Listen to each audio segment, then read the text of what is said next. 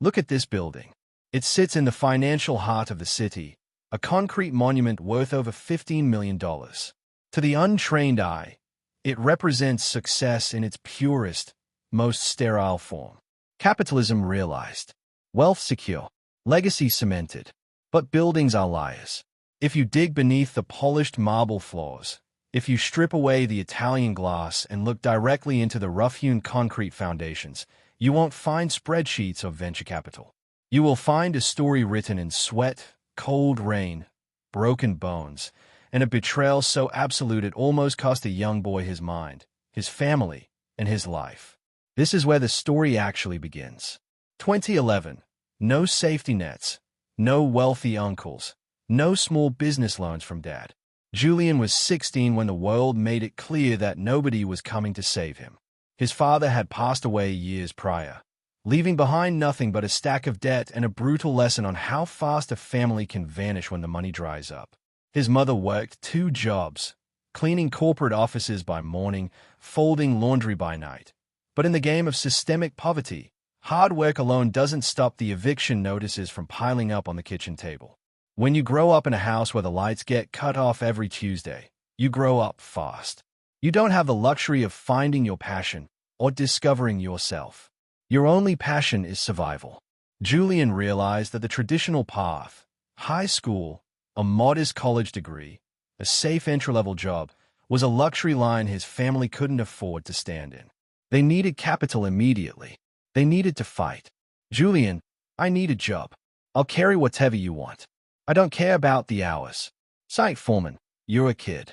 You'll snap your spine in 2 before noon, boy. Go back to school. This ain't a place for children. Julian, try me. If I drop a single brick, you don't have to pay me a dime. But if I outwork your best guy, you pay me double. Site foreman, move that pile to the south wall. Use the wheelbarrow. If you're still breathing by 5, maybe I'll give you $20. Move. Narrator. Most people think hard work is just about endurance. It's not. Endurance without observation is just slavery. Julian quickly realized that the men who did the manual lifting stayed poor forever, while the men who possessed specific, technical trades, the plumbers, the electricians, the masons, commanded real money. While the other laborers ran to the local bar the second the clock hit 5, Julian stayed behind. He offered to clean up the tradesmen's tools for free, just so he could stand next to them and ask questions. By age 21, Julian had lived a double life.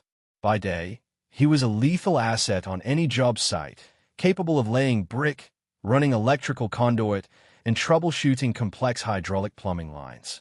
By night, he lived like an absolute ascetic. He didn't buy clothes, he didn't go out, he didn't own a car. Every dollar he made was split into 2 parts. 20% went to keep his mother secure in a small apartment, and 80% went straight into a worn, grease-stained envelope under his mattress. He wasn't saving for a rainy day. He was accumulating war funds. Because he knew that to get rich, you eventually have to step off the payroll and step into the owner's box. Narrator. 5 years of blood, sweat, and absolute discipline had yielded exactly $25,000. To a normal kid, it was a down payment on a car or an entry-level lifestyle. To Julian, it was his first real gamble. He found a property that the market had completely left for dead, a fire-damaged foreclosure, selling at a tax auction for pennies on the dollar because the local banks considered the structural damage too high risk for a standard loan. It was a complete hazard. But where the banks saw ruin, Julian saw a structural frame he could fix with his own 2 hands. He bought it cash. Every single penny he owned was gone in a single transaction. He was officially property rich and asset broke. He immediately ran into a mathematical wall. A house flip of this scale required speed. If he took 2 years to fix it alone, the property taxes, insurance, and holding costs would bleed him dry. He needed a crew. He needed people who could execute structural work while he managed the site. But he couldn't afford market-rate labor. And that is when Julian made the single biggest mistake of his professional life. He let sentimentality cloud his business judgment. He looked toward his own blood. Uncle Arthur, I knew you had it in you. Julian, your father would be weeping tears of pride right now looking at you. He always said you had the brains. Look, You know, I used to run projects back in the late 90s before the market crash hit my firm. I know the inspectors. I know the city council. I know how to structure the contract so the state doesn't take half your profit. Julian, I don't have cash to pay you guys a salary, Uncle Arthur. I put every dime into the deed. What I can offer you is an equal partnership. We form a real construction company. We split the net profit 50-50 on the back end when this house sells. We pool our sweat. We fix this house in 90 days, and we use the profit to buy 3 more. We build a family empire so none of us ever have to look at a landlord again. Uncle Arthur, blood stays with blood, Julian. Always. We're going to take over this city, kid. Together. Leo, raise your glass. To family. Narrator, the formula worked flawlessly. In exactly 8 to 4 days, the firehouse was completely transformed into a gorgeous modern home. It sold within 48 hours of hitting the market, generating a massive $60,000 in pure net profit. Julian kept his word. He split the money exactly as promised. For the first time in his life, Julian felt the weight of poverty lift off his shoulders. He bought his mother a safe, premium apartment in a neighborhood where the sirens didn't roar at night. He felt like a king. He felt untouchable. They didn't stop. They rolled the profits into a second property, then a third, then a fourth. Within 3 short years, A&J Development Group had scaled from residential house flips to medium-density commercial properties. Uncle Arthur insisted on taking complete control of the banking, the corporate ledgers, and the legal structuring. His argument sounded completely logical. Julian, you are a master of the site. Your presence on the ground saves us thousands in contractor costs. Let me handle the paperwork and the corporate finance so you can focus on building. Julian trusted him implicitly. After all, this was the man who had held him when he was a broke kid. It was family, and that trust became the very rope Arthur used to tie the noose. Narrator, 2015. Julian was 24 years old. He had achieved what his hometown considered impossible, a comfortable life. But comfortable is the enemy of greatness. Julian wanted to step into the big leagues of commercial development. He found the Holy Grail, an abandoned historic textile mill on the edge of the expanding arts district. The vision was spectacular.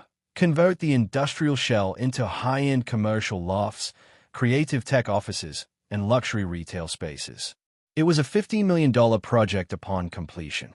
To secure the purchase deed for a property of this size, A&J Development had to liquidate every single asset they owned.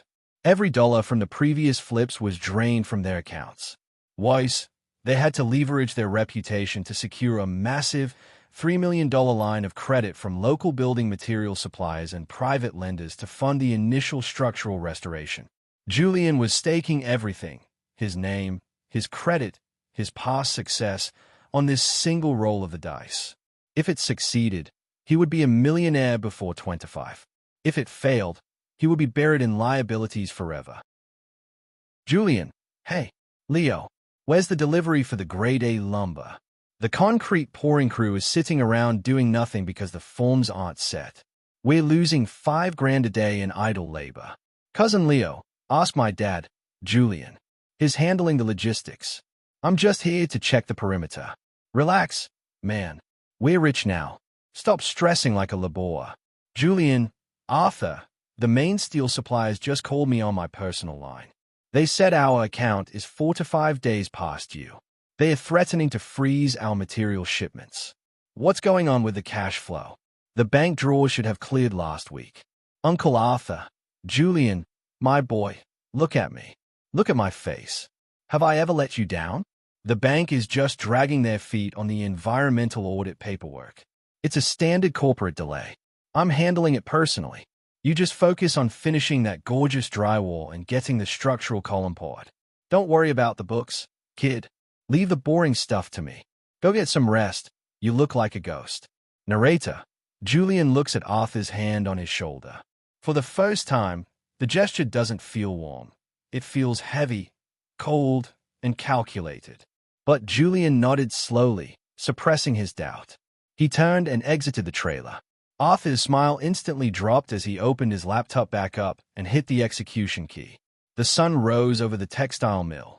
The project looked beautiful. The exterior brick had been polished, modern large windows were installed, and the structural integrity was fully restored. Julian drove up to the site in his work van, holding 3 large boxes of donuts for the crew. He pulled into the main gate but stopped completely. There were no construction sounds, no trucks, no mixers, no tools. Instead, 3 large delivery trucks belonging to the primary steel and concrete suppliers were parked outside, and 10 subcontractors were standing around the entrance gates, looking furious. The heavy steel chains on the main gate were locked with a massive new yellow padlock. A legal notice was pinned to the gate. Lead contractor, where is our money, Julian? The checks you gave us for the framing work bounced yesterday. My bank says your corporate account is locked. I have 20 guys to pay. Julian, there's a mistake. A massive mistake. Let me call my office. Let me call Arthur. Hold on. Narrator. Julian pulled out his phone with trembling fingers. He dialed Uncle Arthur's number. A cold, mechanical automated voice responded. The number you have dialed is no longer in service. He dialed Cousin Leo's number. Same response. Julian jumped into his van, leaving the shouting contractors behind. He drove like a maniac through the city streets, tires screeching. He arrived at the corporate office of A&J Development Group. He ran up the stairs and kicked the door open. The office was completely gutted. The mahogany desks were bare. The file cabinets were wide open, completely empty, with papers strewn across the floor like dead leaves. Julian ran out of the office and entered the central branch of their commercial bank. He stood in front of a bank manager's desk. Bank manager, Mr. Julian, I'm looking at the corporate account ledger for A&J Development Group.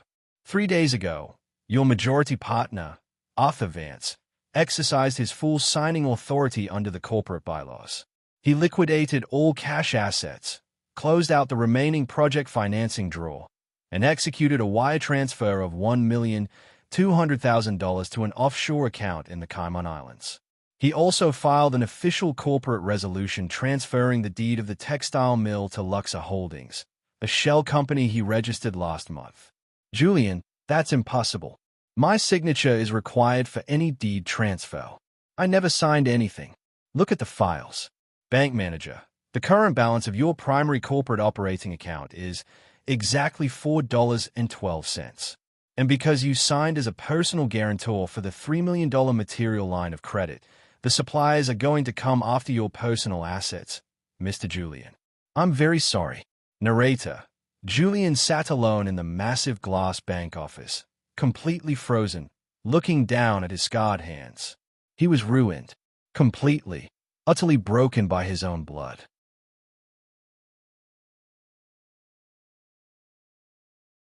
This is the moment when 99% of people break. When you are poor, you expect the world to be cruel. But when you build success, and it is ripped away from you by the very people you loved, the people you fed, the pain isn't just financial, it's existential. Julian lost his company, his project, and his savings. Within 7 days, the lawyers for the suppliers filed lawsuits against him. Process servers showed up at his mother's apartment, terrifying her. Julian had to pack his bags and move into his work van to ensure his mother's rent was paid using the last remaining untracked cash he had. He was 25, homeless, and facing $3 million in personal liabilities. Every legal expert advised him to declare bankruptcy, wipe the slate clean, and accept defeat. But bankruptcy would destroy his reputation forever. In the construction industry, your name is your currency. If your name is mud, you never build again. Julian, I didn't call this meeting to beg for mercy, and I didn't call it to hide behind a bankruptcy attorney. You all know what happened. My partner, my own uncle, took the money and fled. Legally, you can sue me, and you can win. But if you sue me, you get a rusted work van and a box of hand tools. You get 0 cents on the dollar. Nobody wins. Elders steel supplier. So what's your alternative, kid? You owe my company $800,000 for the structural beams on that mill. Why should we give you a single day of breathing room?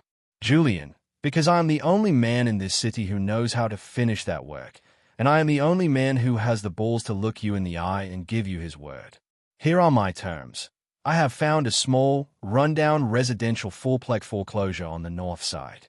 I can buy the deed from the city tax pool for $5,000 cash, which I will make by working night shifts as a manual welder. I need you, the suppliers, to extend me a credit line for $30,000 in basic materials. Just 30 grand. I will rebuild that property completely alone. No crew, no subcontractors, just me. When it sells, 100% of the profit will be split proportionally among you to pay down my debt. I will work 20 hours a day. I will sleep on the concrete floor. If I fail, or I miss a single payment milestone, you can take my life. But if I succeed, you get every single dollar of your money back with 10% interest. Now, who is the first man to bet on my grit? Eldest steel supplier. I've been in this business 40 years, kid. I've met 1,000 crooks, and I've met 1,000 cowards. You ain't neither.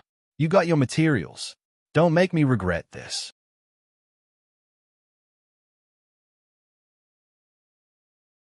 This was the crucible. For 18 months, Julian lived in a state of absolute, localized war. He became a ghost. He didn't exist to the world.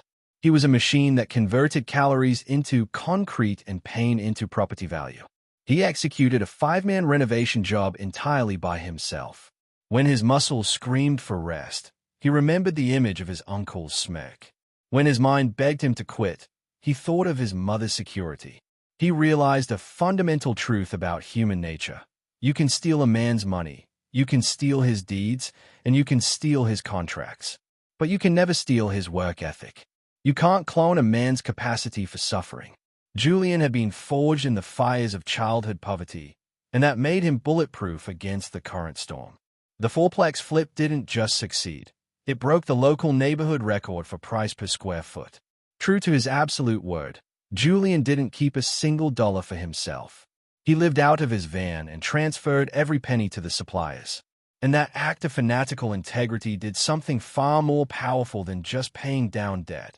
It created a legend. In the cutthroat world of commercial business, a man who pays his debts when he is down is rarer than a diamond. The suppliers realized that Julian was the most reliable asset in the entire state. The gates of capital flew wide open. Investors bypassed the massive, old-money corporate firms to place their capital directly into Julian's hands. Why? Because they knew his infrastructure was built on a foundation that had survived the ultimate stress test. Within 3 years of his total ruin, Julian didn't just pay back the $3 million in liabilities. He cleared it with full interest. He scaled from small residential flips to massive industrial logistics hubs, multifamily high-rises, and prime commercial developments. Julian's audited personal net worth crossed $5 million. He had achieved true, bulletproof millionaire status completely on his own terms. And what of the men who betrayed him? What of the smooth-talking Uncle Arthur and Cousin Leo? This is the part most people expect: a grand, cinematic confrontation. But real life is a much more elegant way of balancing the ledgers. Arthur and Leo had stolen over $1 million, but they lacked the one thing that money can never buy: the character required to manage wealth. They had the mindset of thieves, not builders. Within 24 months, they blew through the stolen capital on predatory lifestyle inflation, speculative offshore investments, and high-stakes gambling. They fell out, turned on each other, and faced multiple federal investigations for corporate forgery. Today, Uncle Arthur sits in a federal penitentiary, broke and abandoned, while Cousin Leo works as a minimum-wage laborer in a different state, hiding from his past. Julian never sued them. He didn't have to. He simply outbuilt them. In a poetic turn of absolute justice, when Luxor Holdings went into bankruptcy liquidation, Julian walked into the federal auction room with a cashier's check and bought back the entire textile mill for 40 cents on the dollar. He finished his dream completely free of his oppressor.